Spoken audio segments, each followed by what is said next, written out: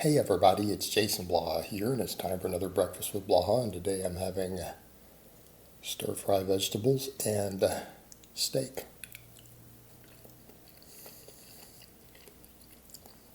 Yeah, the yogurt era is ending. It actually has for a while. These videos are a few weeks behind. But let's get over and let's talk about the importance of doing things like GPP, Plyometrics, and why we need to do these things to help be in shape. And it's funny because I promote this. I promote this regularly, and it's one of the really strange criticisms of my channel. You'll see people say, Jason's scared of high reps. I do tons of 10s year round. I've done phases of 20 rep squats. They're like, he's out of shape, he's unathletic. I do jumping. I do sled drags. I do loaded carries, different things you got to see me do through phases. And that's the funny thing too. Like, even though I didn't film my sled drags, I think I put up a picture or two of my sled taken out to grass, out to a place. So it's like, I guess I just did a photo and, didn't drag my sled and took a picture with my phone. So people have these bizarre ideas. But the truth is I promote these things and I program these things for a lot of my clients. Why? A lot of my clients are athletes, right? A lot of my clients are athletes, and no, not just power lifters. Athletes who compete in other sports, and they need to be in shape. And a lot of my older guys need to be in shape. I don't promote just strength training. Strength training is your foundation. But the problem I run into with some of this is, of course, when I get these younger kids who are not in shape, who are new to lifting, are like, well, I should be doing all this GPP. You say it's good. So I want to do, a million kettlebell swings. And it's like, they don't have a base built. And it's kind of one of the things when I make these statements, I do mean that you need to spend a little time on your strength training exclusively. And unless you have a sport you need to be in shape for, in which case you probably are already in shape. And, if someone's coming to me too soon saying I need to get in shape fast and gain a bunch of muscle and I'm new to a sport and not this, well, that's not going to happen. You should have hired me sooner. Right? You don't hire a coach for that 8 weeks before your starting season. You're a dumbass. You're fucked. You should have hired him a year ago. Right? That's common sense. And I have people who do that. But the idea here is, for some of you kids, you need to spend some time just getting strong first. In other words, you can't even squat 225 for reps yet. I wouldn't spend a lot of time working on your GPP. Probably not a good use of your resources. You need to be sleeping and resting more, eating better food, and get those numbers up. I'm talking about people who already have a bit of a base. And my base doesn't mean reach the novice strength standards. I mean a base, I don't know, can you squat 2 plates for 5 per side? Can you rep? Can you do a 5x5 with a full plate per side on the bench, right? Do you have any strength base? Okay, then you can start working on GPP. Then you can start working on these things. But I get some kids who are out of shape and they're weak and they want to start doing all this. Like, no, we need to get you a little bit of a base first. And sometimes you can't talk them out of it. Like, well, I'm going to do it anyways, coach, so what should I do? And then they cry when they get overuse problems. They cry like little bitches every time. Sorry, that might upset some of them who listen. But you guys know it's true. So, over to the point. Let's talk about being in shape. We need to be athletic. Yes, strength should be first.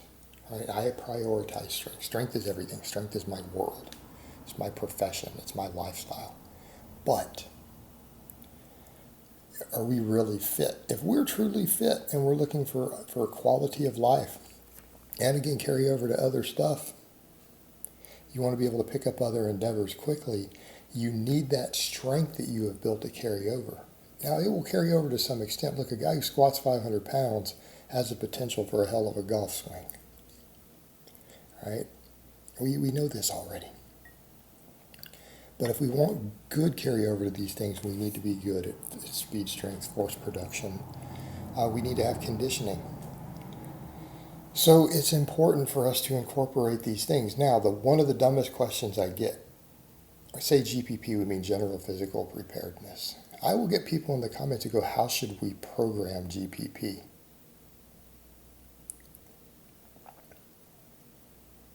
See my face. That should tell you how stupid the question is. What is GPP? General physical preparedness. You program GPP? No, you get out and do some GPP work. Get out and drag a sled. You decide, do I want intensity or distance today? And that's what you do. Drag it till you get your heart rate up, whatever you decided to do, some good fatigue, and you quit. Limit yourself to 10 minutes. Right, that's it. There's your programming. Same thing, you could do some barbell complexes. Push a prowler. Pick some exercises with a light weight. Do some barbell complexes, rest 30 seconds, repeat. You get to about 10 minutes, quit. There's your programming. Same thing with some kettlebell swings or whatever. You don't need it prescribed. You're just using it for general physical preparedness to get into shape. But we need to be in shape. And we come back over to the video I made, the last one, about pull-ups and dips supersetting. This helps get you in shape. This will raise your GPP, right? It'll help get you into shape. It's a good thing. Plyometrics. If we're not doing speed work, you're not running conjugate with speed work. I have 2 speed days every week. You better do plyometrics, right? Now you get people who say, well, I just want to be stronger. You don't think it's going to make you stronger? You don't think speed strength helps?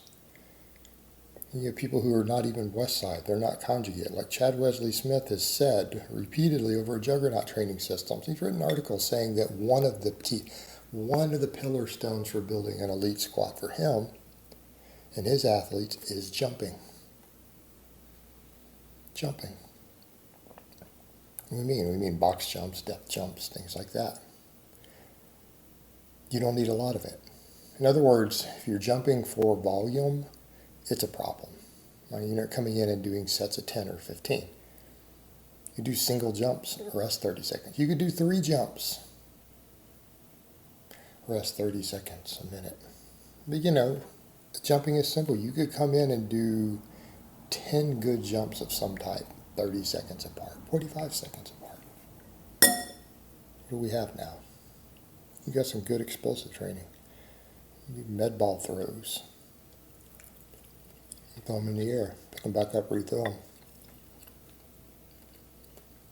You got floor or bench throwing and catching. Carry over to your bench press, carry over to punching, right? Things you need to be able to do as a man. Also train some different energy systems. Because if you notice everything that we're promoting here, heavy work, hypertrophy volume work, GPP, plyometrics, speed strength, whether that's speed work or whatever, covered all of our energy systems. There's some bias towards certain ones. But that's what it comes down to also, training those different energy systems. This is what makes us athletes. Strength just makes us better athletes. All right, guys, but that's really all I have to say on that today. I hope it's been informative, and I will talk to you guys next time.